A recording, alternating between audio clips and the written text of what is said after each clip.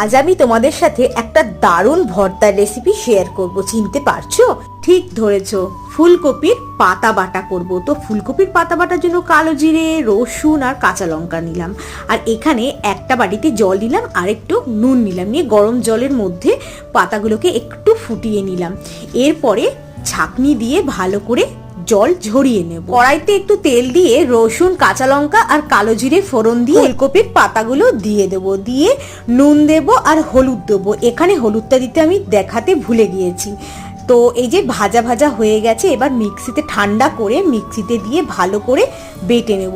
তোমরা মিক্সিতেও বাটতে পারো বা শিলনোড়াতে বাটতে পারো। তারপরে আবার একটু তেল দেব, তেল দিয়ে ওই বাটাটাকে দিয়ে দিয়ে ভালো করে কষাবো।